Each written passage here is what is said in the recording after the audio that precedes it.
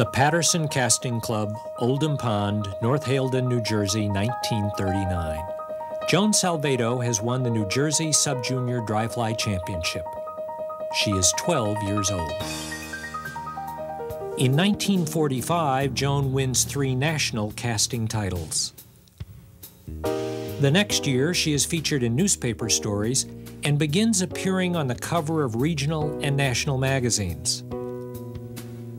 2 years later, Joan is in Paris, competing in the Little River event of the French National Casting Tournament in the Bois de Boulogne. Joan calls this photograph caught because that's where her fly is. Joan has been collecting national casting championships since 1943. In 1951, she wins a national distance fly casting title against all-male competition. Shortly thereafter, Joan turns professional and performs at sportsman shows around the U.S. In 1954, Joan is 27 years old and a featured attraction on the show circuit. She demonstrates all kinds of casts as well as different rods. High heels, an evening gown, and jewelry add a touch of glamour to her elegant casting. Such a unique approach helps catapult Joan further into national prominence.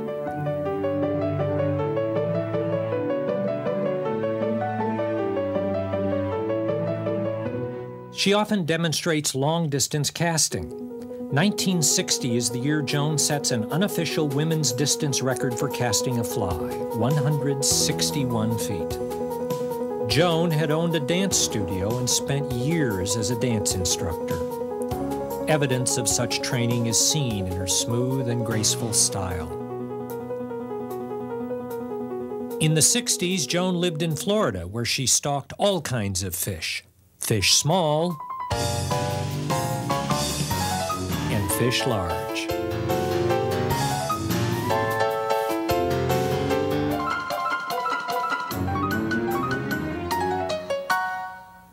Joan has fished all around the world for almost all kinds of fish. Here she is landing one of the famous brook trout from the Minnipe watershed in Labrador. Joan Salvato and world-renowned fisherman Lee Wulff marry in 1967. Few sports have ever enjoyed such a perfect first couple.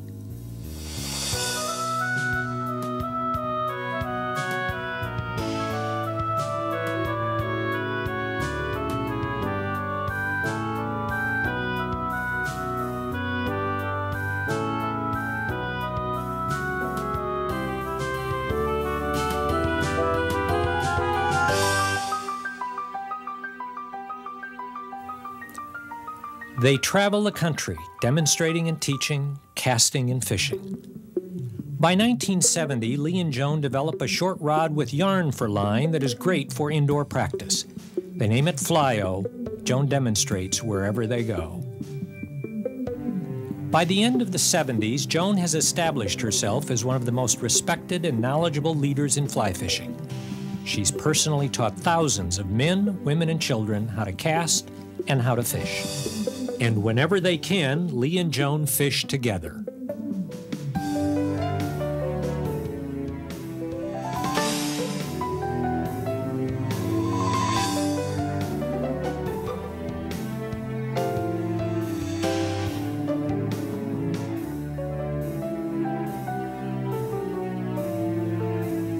After teaching around the world, in 1979, they decide it is time to open their own school.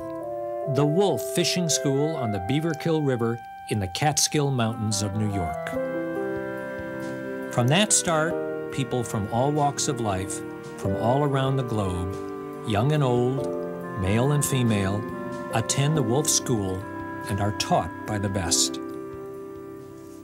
In 1991, Lee is 86 years old, and while recertifying his pilot's license, his heart stops. The plane crashes and Lee is gone. But Joan does not stop the teaching she began decades ago. During her career, Joan has written numerous articles and authored books on both casting and fishing. She has held casting and fishing titles and been awarded prestigious honors from numerous conservation organizations. Her casting columns have been enthusiastically followed for decades, and she has even been honored by Congress. Today, Joan continues to give us new insights and teaching methods as she carries on the Salvato and Wulff tradition of excellence.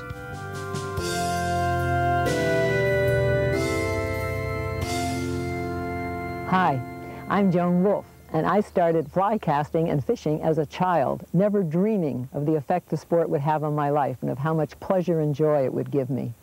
I can only hope that the casting mechanics I've developed over 60 years will help you become more proficient and give you that same joy. And perhaps I can save you some of those 60 years. Fly casting is an art. It brings the fly rod and fly line to life. It's something you can both feel and see. Because it's an art, it takes time to develop. But fly casting is also science, which encompasses mechanics and disciplines. Once you can understand those mechanics, you'll have an unlimited potential. You'll be able to do anything anyone else can do with a fly rod. You'll go through stages. As a beginner, you'll be delighted when your line and leader land on the water in front of you, hopefully without tangling. The second stage is the quest for distance, casting as far as you can. And the third stage is to make each cast, short or long, with grace and precision. Don't expect to absorb all of the facets of fly casting at once. We're going to do this in segments, chapters if you will, so that you can progress one step at a time at your own pace.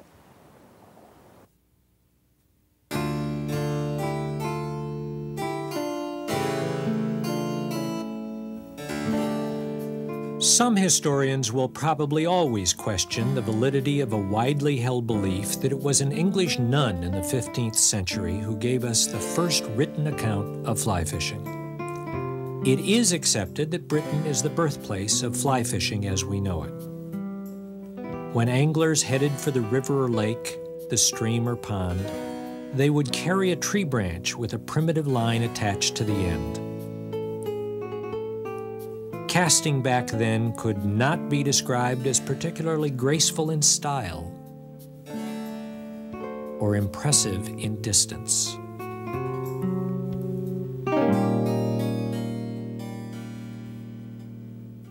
But casts were made,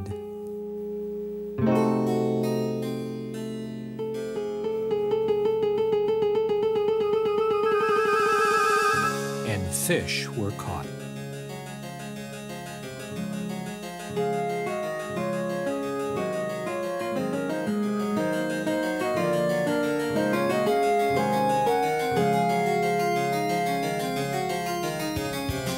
While some may debate the role of that 15th century nun in the history of fly fishing, very few question the role of Joan Wulff as one of the sport's greatest teachers.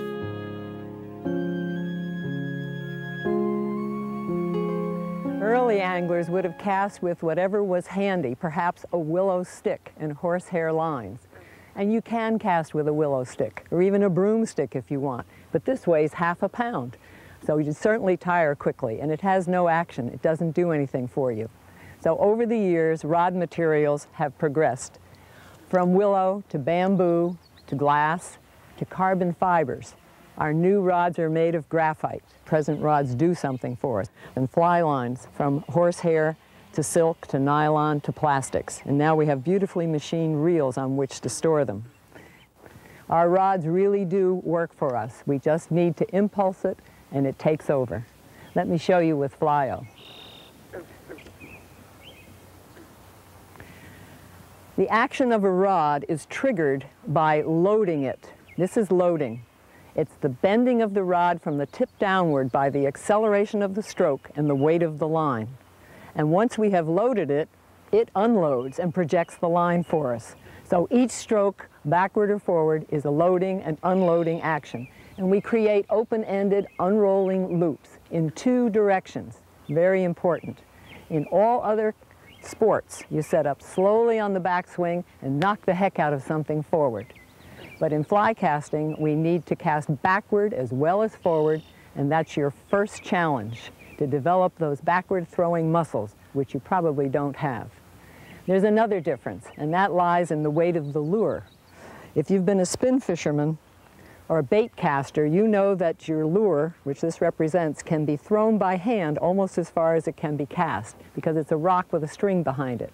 But we fish with flies that are artificial flies made of materials like tinsel and yarn and feathers. And if we take one of those materials and throw it as far as we can, it doesn't go anywhere. So the weight we're casting is not in the lure, but in the weight of the line. And the proof of it is that you can cast a fly line by hand without a rod.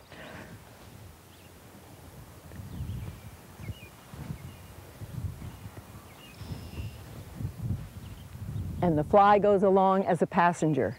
Believe me, it's much easier with a rod.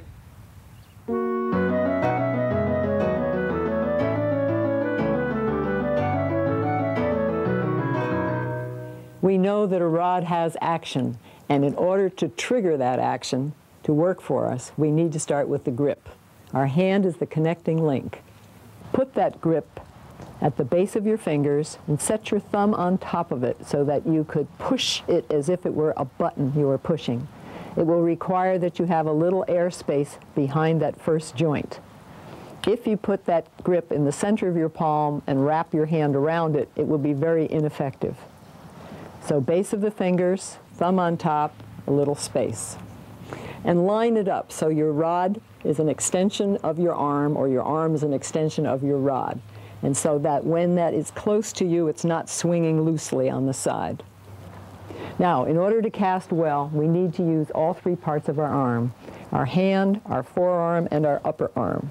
And let's start with the forearm. The forearm gives back and forth motion, and it moves back and forth in line with the upper arm. If we have a short line, we only need a short stroke, so we don't use all the inches. If we have a long line, we would bring this muscle back to this muscle. So our stroke length is variable, and it's done with that forearm moving back and forth. Now, within that motion, we need to use our wrist.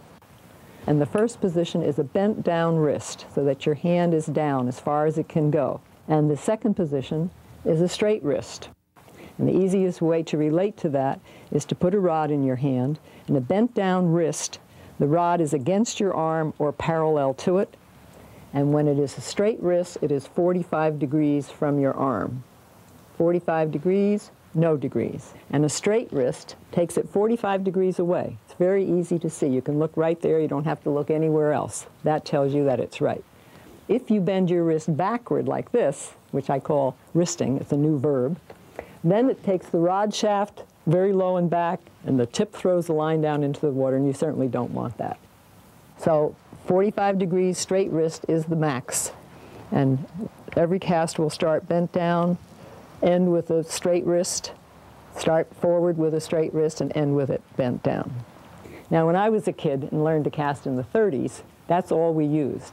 And they would put a book or a dollar bill under your arm, a dollar bill for kids because it was more valuable. And I imagine today they'd probably put a Rolex. But anyway, we could only cast this way, just forearm and hand. Well, that didn't work for me very long, and so I threw away that valuable item and lifted my elbow and found that I could cast much more easily. And so that upper arm is part of the casting stroke, and what it does is lift and lower. So your elbow goes up and down as your forearm is going back and forth. The elbow lifts and lowers, and there's no tension in your upper arm. So fly casting then is the back and forth motion of the forearm and hand within the up and down motion of the whole arm. And it's a bit like a chop, and we end up being able to push with that thumb. So you might practice this. Practice it with your bare hand, or if you're at your desk and no one's watching, you could do a pen, we'll use a pen. Because it's all in the motion of those three parts of your arm that casting is accomplished. Try it with your rod, butt, and reel. And now let me show you how it works with a rod and line.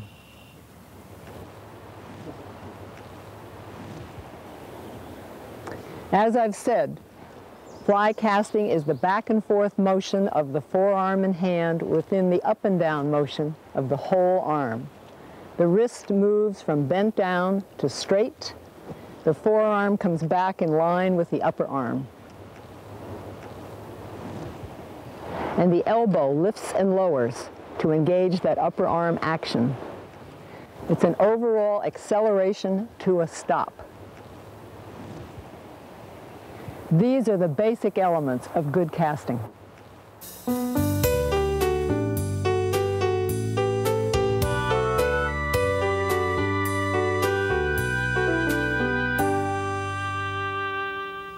This is a roll cast, the easiest of all casts to learn because it has only one stroke and it's forward. You're used to doing that. Its value is that you can be backed up against trees and bushes where you can't take your fly line out of the water behind you, but you can still fish with that roll cast. Let me show you how to start. In order to make a cast, we have to have fly line out of the rod tip. Between the fly line and the fly is leader, and it's monofilament and has no weight, and it doesn't cast by itself. So we need fly line out, and the fly we're using today is yarn for practice.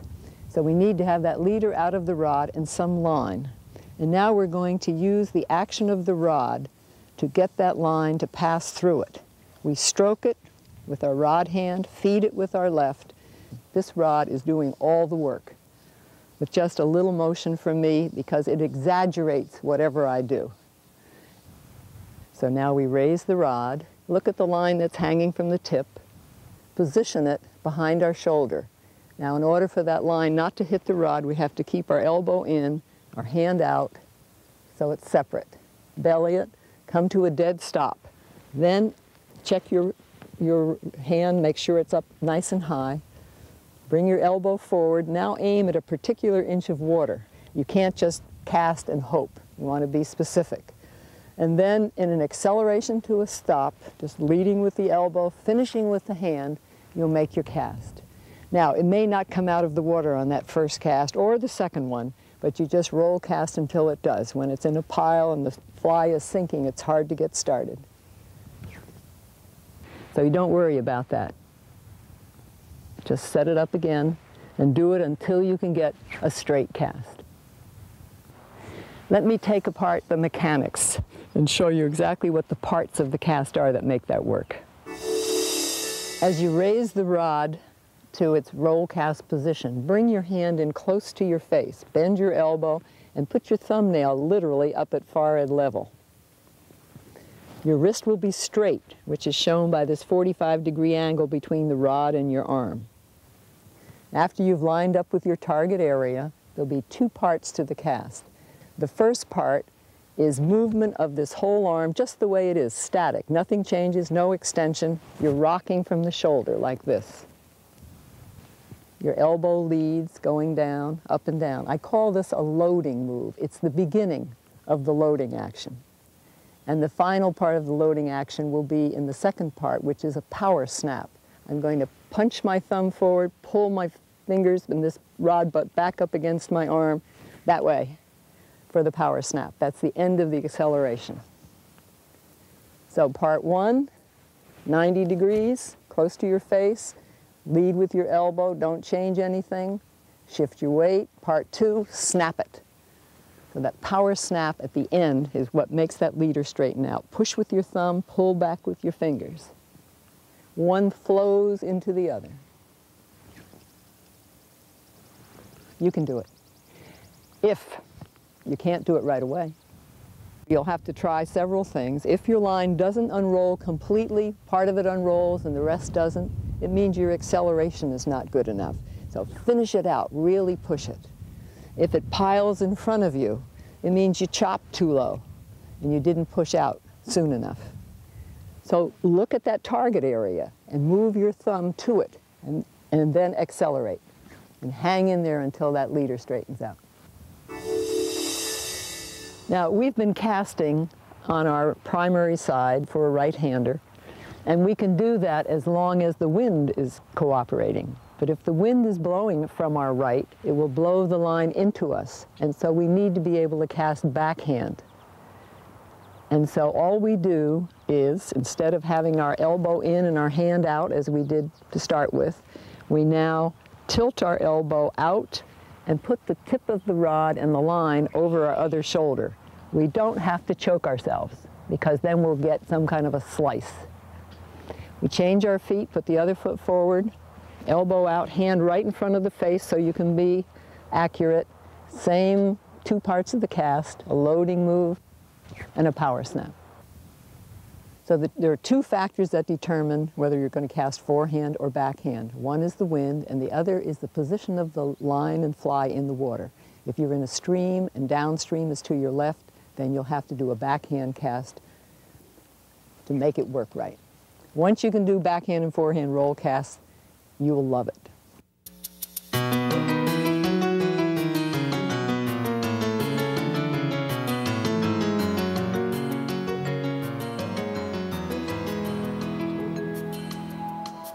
This is a basic cast, taking line off the water, letting it unroll behind you, and putting it back down. It's the technique you'll use to present wet flies and streamers when you're fishing downstream. Let's look at the back cast. And in order to do that, I want you to be aware of the connection between the fly line, which is very visible, and the leader, which is not.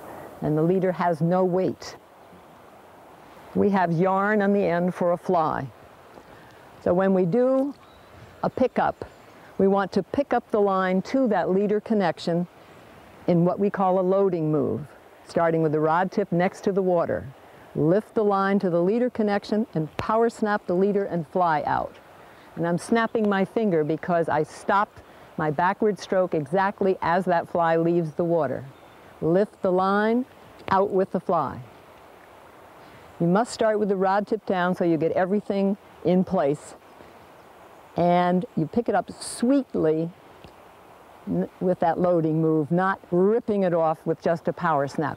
Pick it up inch by inch, but with speed, and you'll see it. If you pick it up with a power snap, then you will rip the water and scare every fish within half a mile. So rod tip down, relax your arm, and now look at my arm. The rod is against it, parallel. We lift it sweetly and swiftly to that leader connection in what we would call a loading move. Lift, snap. Watch my arm now.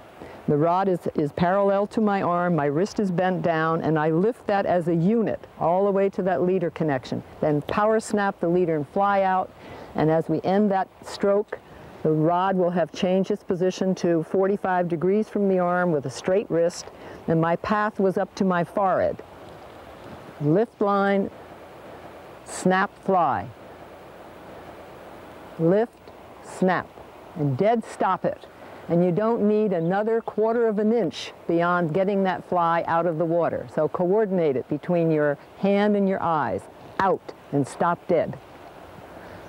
How long do you wait between the back cast stroke and the forward cast stroke?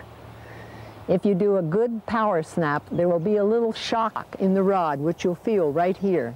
And when that shock dissipates, come forward, and you'll have perfect timing. On the back cast, we led with the hand and finished with the elbow. And on the forward cast, we're going to lead with the elbow and finish with the hand. On the back cast, we had a long loading move, lifting the line to the leader connection, and a short power snap to get the fly out. On the forward cast, we have a short loading move, just a little bit of elbow motion with the arm in its angled position, no change, until your thumb is roughly perpendicular to a target area, then power snap. Now you need to have a target area. You just can't cast and hope that this fly will land. So there's an imaginary line between your thumb and the target, and as you make the stroke, you follow along that line with the thumb. Reach perpendicular, power snap until your thumb covers the target, and the rest is follow through. There's an imaginary line between your hand and that target area, and your thumb follows along it. And when that thumb is roughly perpendicular to it, power snap. And that will unroll the line right above the water so it all lands lightly. Now to review the basic cast, we begin the back cast with the rod tip close to the water. Lift the line sweetly to the leader connection, power snap the leader and fly out, ending as the fly leaves the water. And we wait until the shock has left the rod and then bring it forward. On the forward cast, we lead with the elbow and finish with the hand. doing our power snap at approximately 90 degrees from a target area. That forward power snap is very important. It's a pushing with the thumb and a pulling back with those bottom fingers. So it's a rotation, a very strong move with the thumb and fingers, and it's really very much like the action of a screen door handle. Let me show it to you this way. This looks like a funny contraption. A student made it for me, but it's actually a screen door handle mounted on a rod grip. And you know that when you use a screen door handle, you push with your thumb and pressure that grip, pushing and pulling back against it. And of course the screen door doesn't move, but when you do that with a rod, push with the thumb and pull back, it moves that rod, it rotates it so that the grip comes back up toward your arm and is parallel. Now if we turn it over and just use it as a rod grip, you'll see what I mean. Push with the thumb, pull back with the fingers and bring it up. And this is your forward cast power snap. Push and pull. Push and pull. And with the rod, push and pull again. Push with the thumb, pull back with those fingers. And it will send your fly line zinging out there.